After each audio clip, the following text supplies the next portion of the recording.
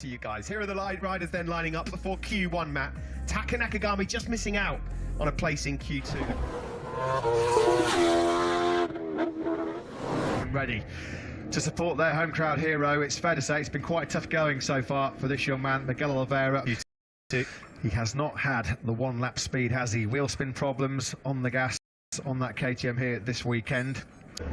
Yeah, only 6 visits to the top 10 in 16 races so far this year for Taka Nakagami. It has not been the kick on in performance proceedings here so far this weekend. He was only a second off the best pace in FP4, but that wasn't even good enough to find himself. We've just seen Stefan Bradl exiting pit lane. He's in to replace Marc Marquez, unfortunately not able to attend here this weekend after an attempt at the hat-trick here this weekend. Hopefully we'll get some more news on the 8-time World Championship soon, Matt, and maybe we'll find which Marc Marquez has a particular liking for, already victorious so far this year on predominantly left-handed dominated circuits. Well, there's a former Ducati legend. Are we looking at a future Ducati legend as well? Great scenes there down in the Ducati Lenovo MotoGP World Champion back in 2007. Casey Stone, what a great shot that was. Hard to believe that that's 14 years ago, really, isn't it? Bridgestone tyres and was just unstoppable. 10 victories that year. Really did establish you trying to wrestle back the world title. He'll be on hand to do so. Yeah, we'll always be left wondering, won't we, how mouth-watering team lineups. That would have been the ultimate. I mean, that would have been your fantasy dream team. And Stoner and Marquez, you just book them in, and wouldn't it, back in 2013? It's Miguel Oliveira then. He's pushing. That's one thing you can say. Not like he's not riding at his top level. It's just that at the moment he hasn't got the package underneath him that's enabled him to repeat. It was a one-man demolition job, wasn't it? But I just still can't believe when you look at the recent record. Yes, he was on the podium places very briefly last time out in Emilia-Romagna when he crashed at turn 14 while third. And the final corner now, Miguel Oliveira. Can they try muster something up here? Miguel Oliveira and Brad Binder. I mean, Brad Iker Lecuona, 39.923. He's got a point to prove, Iker Lecuona, before he leaves this paddock, his beloved Valencia, his home circuit. He's had a bit of bad luck when it comes to his home circuit, Valencia, over the last few years. Yeah. En 2020 obtuve una ganancia neta de $500,000 gracias al fútbol. Mira los retiros que hice a mi cuenta. Well, he can find a way into this second session. He leads it at the moment from Aleix Spargaro. Just gone down. Thought I heard something in the cans just then. Sectors 1 and 2. Brad Bink. Yeah, you don't need to be Hercule Poirot to work that one out potentially, do you? You just can't afford to be cruising around. That incident involving Binder before the yellow flags came out, so these should all count. Everyone in contention. A factory of brilliant teammate Aleix Spargaro, Oliveira and Lecuona have quickly relegated Vinales back down to 4th place. Morning, one of 3 men, as we mentioned, that wasn't able to improve in FP3. Only twice this year, Aleix Spargaro. Not a rider you really want to get run over by either. That's one of the slowest tip-offs that you'll see. That could have been really dangerous. The final sector now. Petrucci getting a little bit frustrated. Aleix Spargaro, moment. One of the riders you'd look to challenge here, based on the fact he was 11th quickest, so just missed out on a placing. Johann Zarco trying to force himself back inside that top 2. Down in 7th place at the moment. The qualifying of late, an easy task. 12th in Misano, 16th in the last 2. Hasn't really impeded him too much though, in terms of take the coveted Rookie of the Year prize. He now leads that from Jorge Martin. He was only 800ths off through sector 3, and he's decided to, unfortunately, not a lap that's going to challenge the top 2. He goes to 6th and is immediately pushed down to 7th because Danilo, and crucially, at this stage of the session, that has pushed Miguel Oliveira down to P3. Not good enough then at the moment for the Portuguese. He's just over a 10th clear then of Aleix Spargaro in 2nd. And Oliveira, it won't be easy to find over a 10th and a half in Dave. They'll be heading out again in a moment. Would have been fascinating to have seen had Bastianini carried that last lap on. Bastianini at the moment is last. Got a lap cancelled for exceeding track limits. All okay down there? Will he be heading out shortly? Guys, it's been an absolute pleasure. There goes Iker, and getting a new rear tyre in there in like record time. Binder, that early crash at turn 3 has left him down in 11th place, just Bastianini behind him. As Oliver, the shoulders of Oliveira, who's got to find more speed. 1:39.624 at the moment, not good enough to get him inside that top two. You know, Rossi, here's Johan Zarco then, 5 minutes to go at the moment. He's in that prime position, P1 for the number 5. 6th overall in the championship. He's got to up that podium count though, hasn't he, Steve, if he's to be a real serious contender. 11th place on the grid. Oh, that was special from Iker Lecuona, opposite he's lock done there. He's done it. 39.171 for Iker Lecuona. Row has been dumped out, and I thought there was another crash there, but that's Nakagami. Walking away. Nakagami compounded by the crash at turn 5. Wow. Enea Bastianini, look at this lap time coming in from the Italian. He's run into sector 3. Well, the Beast has been building momentum all weekend. We heard from Ruben Chaus earlier. Friday's not his speciality, but it cost him a 10th or so. He will get one more lap at this as well as he peels into turn 14. A gusting wind wrestles that 2-year-old Ducati through turn 15 now then. Enea Bastianini is this at the moment. Vera and Zarco. Yeah, he's going to need this extra flying lap, is Bastianini, and he's gone straight on at turn 1, so he's just waiting. What about Johan Zarco though?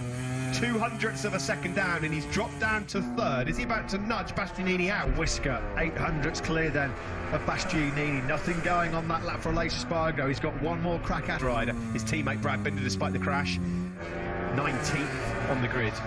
You look his best. You look at Oliveira's ram attack mode on a soft tyre of late as the Portuguese man. It's not going his way here as well in front of what will be a bitterly disappointed home crowd. Knows that his day's over. He's going to be starting from last on the grid. Yeah, pretty humbling experience. The Q2 at the moment, he's there by a whisker.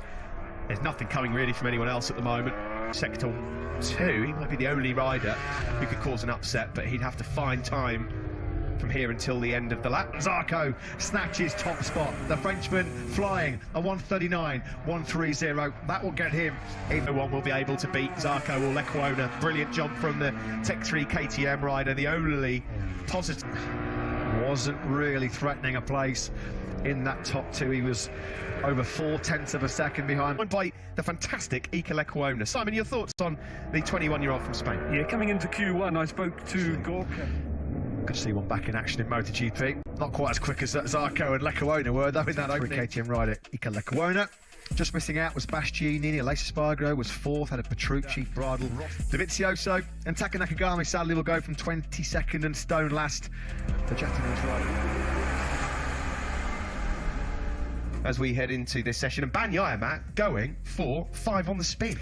Yes, more pole glory to the exercise for Jorge Martin coming in to this weekend. So Fabio Quartararo, then, as Steve mentioned Here, Pecco Bagnaia has been keeping the Prosecco on ice with that one. The BMW keys aren't quite going to Fab. 4th row to 2nd place by the time he got to the podium places, though Fabio Quartararo, he was long gone. Then cruising to connect by 7 days after Misano 2, and he's come back to revitalise and galvanise here to the Porto.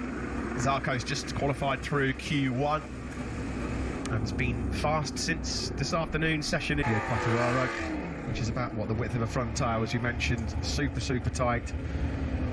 These two men have certainly the desire of Pecco Bagnaia. This man, of course, riding without a care in the world, really. No pressure on him now. He's wrapped up. Yep.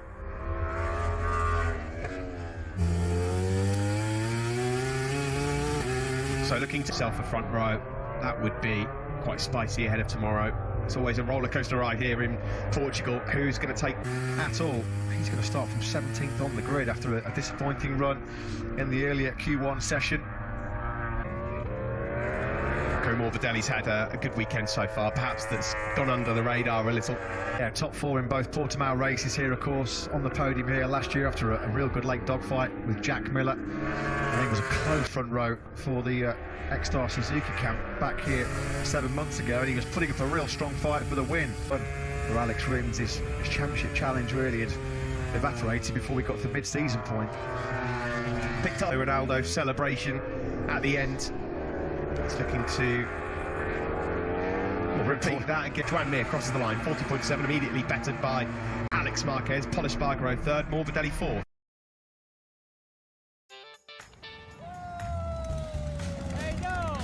Kulit kepala gatal gara-gara ketombe basah.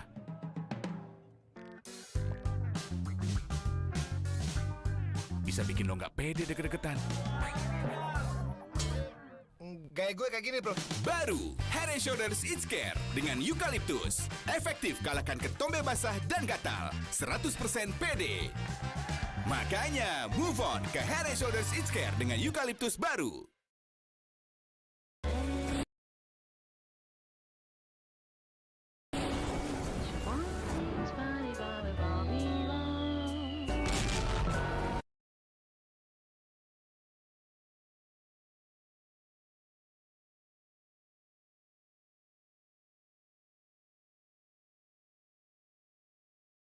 Fourth. He was very, very strong in race trim as well in FP4, comfortably challenging for that top 6. He's going for 3 consecutive to be for the number 89, because this is a good lap from Pekka Bagnaia. This is going to be the benchmark right here from the number 63. Bagnaia, those two men sweep down through this fast turn 15. You can see Bagnaia moving his body weight to position. Provisional pole with Bagnaia and Quartararo also on that front row. That's a fantastic early lap from Jorge Martin after everything. That record Quartararo 38.8, so we're only 4 tenths off that now. Yeah, still not quite the best time of the weekend so far. That was Bagnaia's great result for Joan Mir. A front row would be a dream result for Joan Mir. Never had one, and this is his 48th MotoGP appearance. Pole and so close to that all-time lap record. Brilliant. Miller's got it. Miller's taken it, and it's an all-time lap record. Quartararo do have some competition after all. It really is a hot pace. What, we've only had 6 minutes of this session. We've already had an all-time lap record, 1:38.4. So that shows you the kind of lap time which is capable of doing that. All yellow flags in sector 4. Which I will now then, with these laps go then, because Bagnaia crosses the line and goes 4th.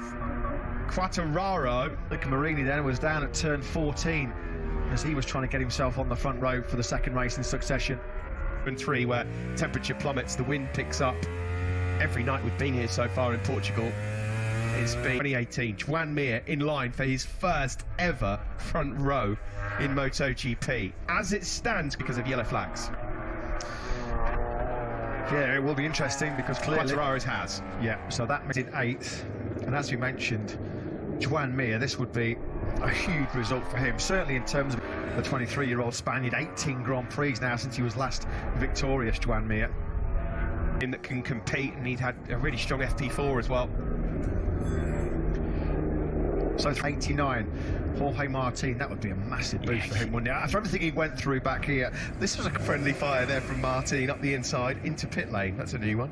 Yeah, Matt, I agree. I mean, that would be sensational. It felt petrifying here yesterday morning. he might need a result like this though, Steve, if he's going to wrestle back on, having dusted himself off after a pretty big crash, front end washout down the hill into turn 1 in FP4 in the MotoGP World Championship. There's confirmation from the FIM MotoGP stewards. The lap time cancelled for Fabio Quartararo, row 2 from Pol Espargaro and Johann Zarco, but expect more fireworks here in Portimao, I think.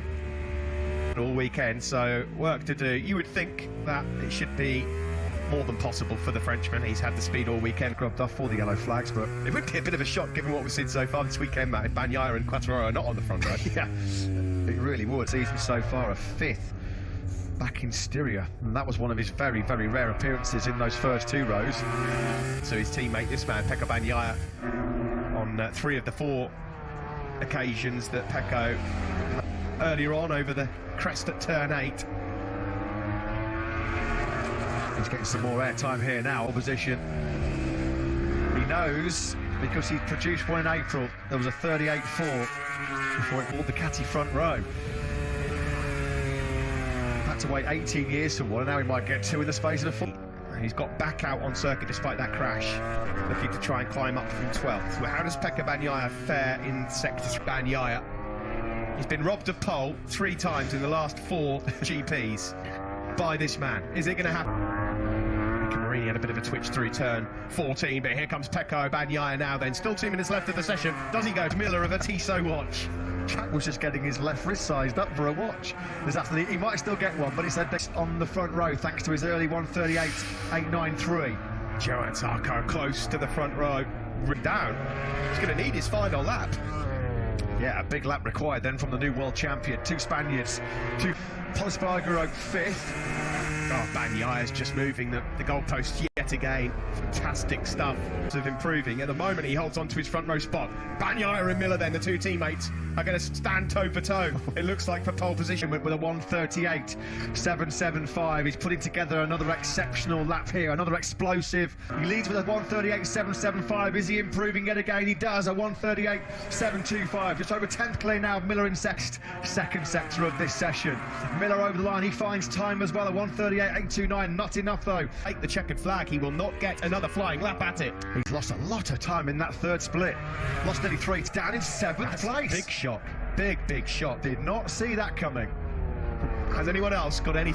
Ducati 1-2, and it's another pole position for Pecco Bagnaia. Is there any other start? This is his first front row start in MotoGP. His first front row. He's still livid with Alex Marquez, I think. Joan Mir. That's his first front row since Valencia 2017. What's he upset about? Oh, is he upset with his motor? Now to speak to Alex Marquez. It is Alex that he's upset about. Alex has apologised. Why is he waving his arms around? Joan, you're on the... A few weeks ago in Austin. There's been a few apologies had to come from Joan Mir this year, but this time he gets front row in MotoGP, his first in 4 years. His last was when he was in the Moto3 World Championship. 5 alive again.